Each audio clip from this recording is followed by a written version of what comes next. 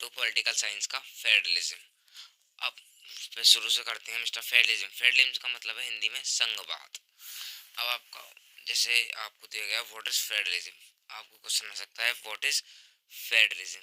तो फेडरलिज्म क्या होता है, ये आपकी डेफिनेशन इसमें भी लिखी हुई है। Federalism is a system of, देख सकते हैं आप, federalism is a system of government in which the power divided between A central authority and various constituent units of country. मतलब जिसमें पावर डिवाइड की जाए, एक तरीके से पावर शेयर की जाए, मान लीजिए आप, नहीं शेयर नहीं, डिवाइड की जाए। शेयर डिवाइड शेयर एक ही बात है। तो उसमें आपका सेंट्रल अथॉरिटी एंड वेरियस, मतलब सेंट्रल अथॉरिटी में and various constituent units of our country, अपनी कंट्री की वेरियस कॉन्स्टिट्यूएंट यूनिट्स में। फिर आता है आपका क्वेश्चन, फिर इसमें क्या है आगे, आप देखिए इसमें है आपका मतलब फेडरल, मतलब इसमें to or more levels of government होते हैं और वन लेवल गवर्नमेंट में हो सकता है। तो वन लेवल में तो नो डिवीजन ऑफ पावर होगा और सब units if any are subordinate to central government ये होगा। और आपको अभी to or more levels government में आपको बता चुका हूँ फेडरलिज्म की डेफिनेशन वही है। इसमें फ्यूचर्स ऑफ फेडरलिज्म आ जाता है। फ्यूचर्स ऑफ फेडरलिज्म क्या क्या फ्यूचर्स है फेडरलिज्म के, आप देख सकते हैं यहाँ पर लिखा भी हुआ है।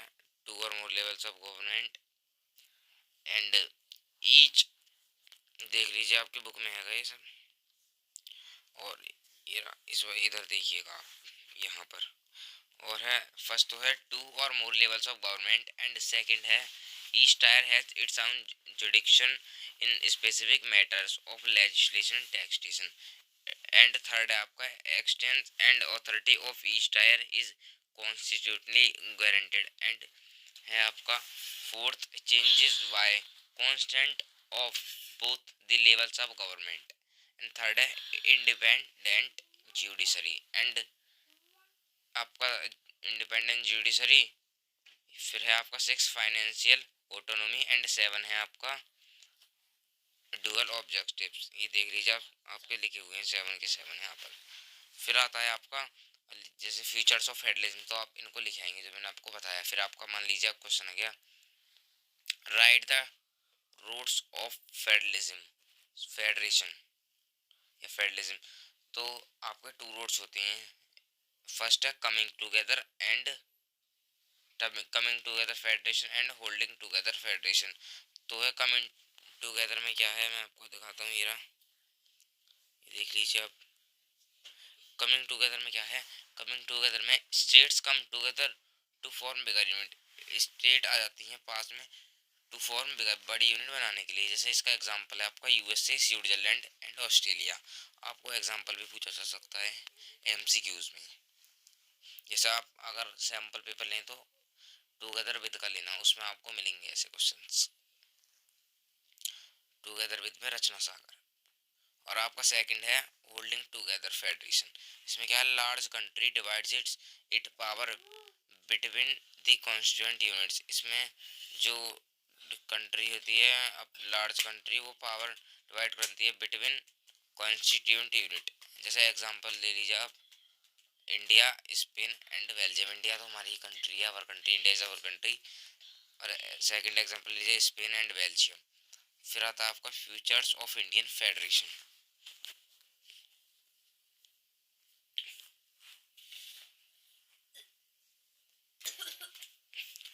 ये जो है आपका यूनियन लिस्ट, स्टेट लिस्ट, ये आपका इसी में है। तो इसमें आता है फ्यूचर्स ऑफ इंडियन फेडरेशन में थ्री लिस्ट सिस्टम। इसमें एक तो थ्री लिस्ट सिस्टम चलता है। जैसे आपका क्वेश्चन है ना what makes India A federal country, तो इसी का ही आंसर बता रहा हूँ मैं, थ्री लिस्ट सिस्टम। इसमें थ्री लिस्ट सिस्टम चलता है, union list, state list and concrete list. और आपकी एक और लिस्ट है इसमें चौथी, रिड्यूसरी लिस्ट। ओके, एंड फिर उसके बाद देन आपका special status to some state. Special status रहता है कुछ स्टेट जैसे Jammu and Kashmir. Smaller units enjoy limited power, जो होती हैं छोटी यूनिट्स वो लिमिटेड पावर को एंजॉय करती हैं। चंडीगढ़ एंड दिल्ली, जो आपको वहाँ पे है नहीं कॉन्स्टिट्यूंट यूनिट्स, मतलब जो आपकी स्टेट्स हैं ये। फिर है आपका वैलिलेटरल डिसीजन एंड इंडिपेंडेंट जुडिशरी। तो आपका फर्स्ट आ जाता है यूनियन लिस्ट। यूनियन लिस्ट में क्या है, ये देखिए आपका ये लिख रहा है यहीं पर, ये रहा। यूनियन लिस्ट में क्या है, subject of the national interest, ये पॉइंट बता रहा हूँ मैं आपको, subject of the national interest, ये आपको फर्स्ट पॉइंट है। And second point is only union government can make laws, मतलब यूनियन गवर्नमेंट ही लॉज बना सकती है। Foreign affairs, banking, currency, communication, तो ये आपका थर्ड पॉइंट है। इसमें आप थर्ड पॉइंट लिख सकते हैं, 3 पॉइंट लिख सकते हैं अगर आपको 3 नंबर में आता है। और फिर आपका सेकंड है स्टेट लिस्ट। स्टेट लिस्ट में क्या है, like subjects of state interest, मतलब इसमें फर्स्ट पॉइंट है आपका subject of state interest. And second point आपका only state government can make law, इसमें है स्टेट गवर्नमेंट ही लॉ बनाती है। पुलिस ट्रेड, थर्ड है आपका पुलिस ट्रेड एग्रीकल्चर इरिगेशन, इसके एग्जांपल्स मान लीजिए थर्ड पॉइंट में। फिर आपका कॉन्ग्रुएंट लिस्ट, इसमें क्या है सब्जेक्ट ऑफ कॉमन इंटरेस्ट, इसमें सब्जेक्ट रहते हैं कॉमन इंटरेस्ट के। Both tyres, both tiers can frame laws, but in case of conflict union government laws prevail। And आपका थर्ड पॉइंट है एजुकेशन एग्जांपल, मान लीजिए education, forest, marriage, adaptation, succession. Third point में आपके examples ही हैं चारों list में। फिर आपका रिड्यूसरी लिस्ट, वैसे आपको थ्री लिस्ट सिस्टम बताएगा, अब इसमें चौथी लिस्ट भी होती है रिड्यूसरी लिस्ट। इसमें क्या है न्यू सब्जेक्ट होते हैं। और first point only union government can legislate, सिर्फ यूनियन गवर्नमेंट ही लेजिस्लेट है। एंड थर्ड है आपका computer technology, hardware, software, internet regulation. फिर आ जाता है आपका नेक्स्ट टॉपिक,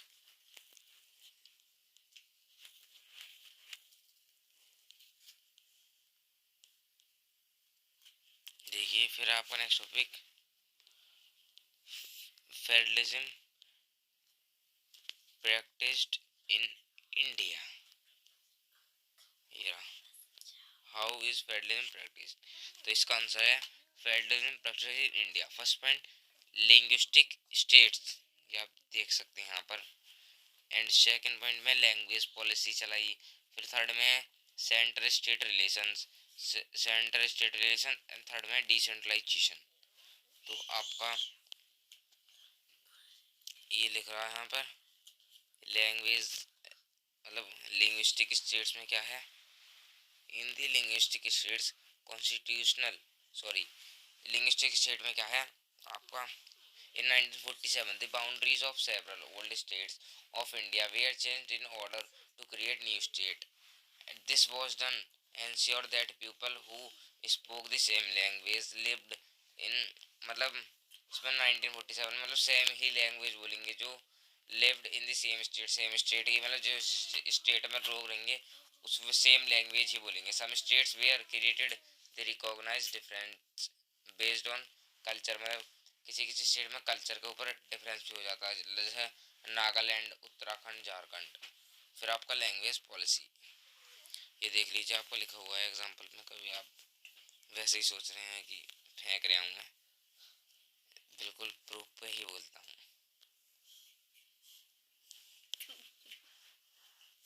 फिर आपका लैंग्वेज पॉलिसी में क्या है, the constitution did not give the status of the national language to any one language. Hindi was identified as the official language.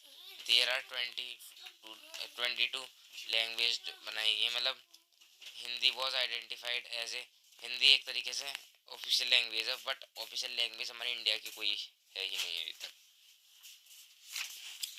जैसे और देयर आर 22 रिकॉग्नाइज, 22 लैंग्वेज बनाई गई हैं, इसमें क्या है फिर आप as scheduled languages by constitution, जो कि इसमें वैसे आपके में अदर हिंदी, उसके अदर 21, मतलब एक तो हिंदी है और 21 अदर्स, मैंने आपके एक साथ बोल दिया 22, तो कभी आप गलत ना सोचें, इस वजह से मैंने आपको पहले ही बता दिया। फिर आपका according to the constitution the use of English for official purpose, official purpose के लिए हम इंग्लिश लैंग्वेज यूज करते थे, वॉज टू स्टॉप इन 1965 में, स्टॉप हुई 1965 में। फिर आपका सेंटर स्टेट रिलेशंस एरा।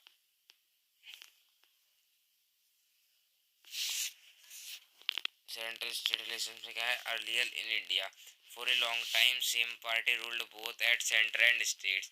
मतलब लॉन्ग टाइम के लिए दोनों जो पार्टी होती थी, सेम पार्टी, वो ही रूल करती थी स्टेट पे और सेंटर पे। This means the state government did not exercise then right. मतलब पहले ऑटो में फेडरल यूनिट्स, मतलब जो सेंट्रल गवर्नमेंट है वो ही रूल करती थी स्टेट पे भी। जैसे इस तरीके जैसे आपके योगी आदित्यनाथ हैं, तो ये है आपकी स्टेट गवर्नमेंट, तो स्टेट गवर्नमेंट भी चलाई गई है। जैसे स्टेट लिस्ट में है आपका only state government can be make laws, इसमें कि स्टेट गवर्नमेंट ही लॉज बनाती है। After 1990 there was rise of regional political parties in many state of the country। मतलब आफ्टर 1990 के बाद rise of regional political parties in many state, मतलब फिर आप 1990 के बाद में स्टेट में भी पॉलिटिकल पार्टीज बनी किसी मैनी स्टेट्स में। This was also the era मतलब एरिया ऑफ कोलोकेशन। ये देख लीजिए आप, collocation government of at the center। This led to a new culture of power sharing and respect। मतलब ये नया कल्चर पावर शेयरिंग का एक जो है कि मतलब सेंटर एंड स्टेट गवर्नमेंट में पावर शेयर होती है दोनों बिटवीन। फेड फिर आपका तीसरा point, federal power sharing is more effective today than it was in early years. Constitution के मतलब federal power sharing is more effective है। ओके फिर आपका नेक्स्ट है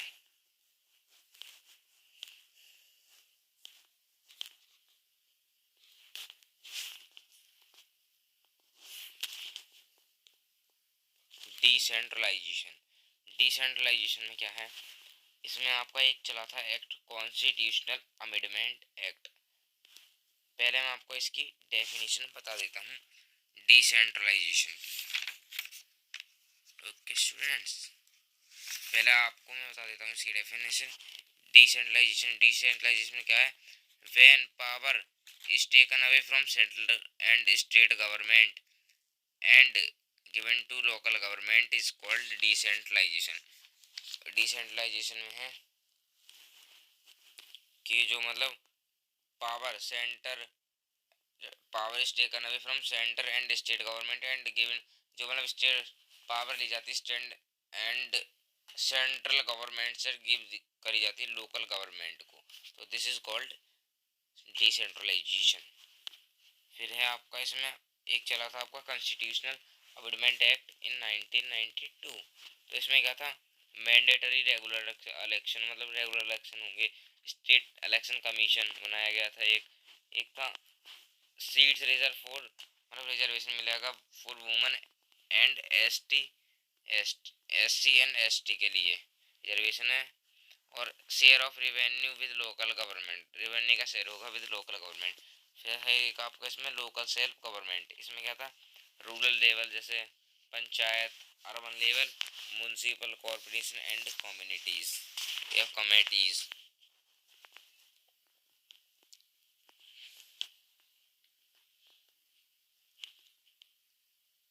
बस तो क्योंकि ये वन शॉट वीडियो है आपकी, इस वजह से मैं आपको वर्ड वर्ड नहीं पढ़ा रहा हूँ, इन शॉर्ट चल रहा सब कुछ। फिर आपका इसके बाद डिसेंट्रलाइजेशन के बाद फिर क्या है, फिर ये तो आपका लास्ट टॉपिक था डिसेंट्रलाइजेशन। इसके बाद नहीं है आपका कुछ भी। वैसे आपकी वीडियो मैं आपको इसमें कुछ और क्वेश्चंस और बताता हूँ जो प्रीवियस ईयर्स में पूछे गए हैं बोर्ड में। ओके स्टूडेंट्स,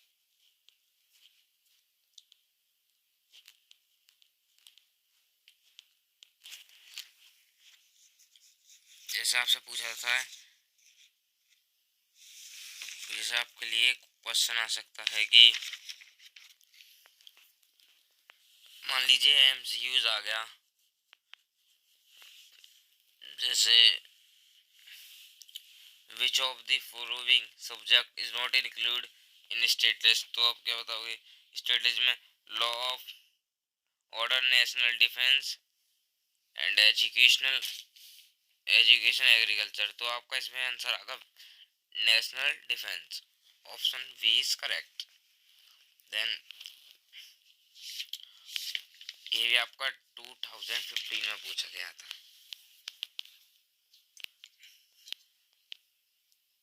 और आपका एक 2014 में पूछा गया था, what are residuary powers. Residuary powers में है, residuary powers mean that the parliament has right to make laws. Parliament के पास है मतलब राइट टू मेक लॉज बनाने के लिए राइट है। हिंदी में बता देता हूँ आपको answer, with respect to matters that not mention in of any list, union list, state list and concurrent list. तो ये होगा आपका आंसर। फिर है आपका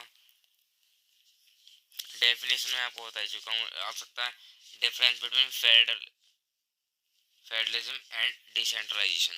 तो आप दोनों की डेफिनेशन लिखे आओगे। और आ सकता है compare the federation of coming together and holding together. तो इनमें भी डेफिनेशन देखें और एग्जांपल दे देना है आपको। जैसे मैंने बताया था कमिंग टुगेदर में यूएसए, स्विट्जरलैंड और ऑस्ट्रेलिया, और होल्डिंग में है इंडियन, स्पेन एंड बेल्जियम। इस तरीके से। और आ सकता है आपका examine the significance of decentralization, explain the advantage of, और करके पूछा गया मतलब इसी तरीके से दो आ सकता है आपका, explain the advantage of decentralization. इन दोनों तरीके से, तो इसका आंसर एक ही होगा। तो पहले तो आपको मैं बताता हूँ स्टार्टिंग से, decentralisation is a major step towards modifying the concept democracy and federalism. It is a very significant for all पर प्रैक्टिकल एक्सेप्ट। यहाँ तक लिखने के बाद फिर लिख देंगे आप, it helps in the settlement of the large number of problems and issues to local level। मतलब क्योंकि इसमें सेंट्रल से और स्टेट से पावर गिवन की जाती है लोकल गवर्नमेंट के लिए। तो यही एक पॉइंट तो आपका ये बन गया जो मैंने बताया। It provides a platform for direct participation of people decision making, hence includes a habit. मतलब डेमोक्रेसी एक तरीके से डेमोक्रेटिकल होता है डिसेंट्रलाइजेशन। तो ये लिख सकते हैं आप। और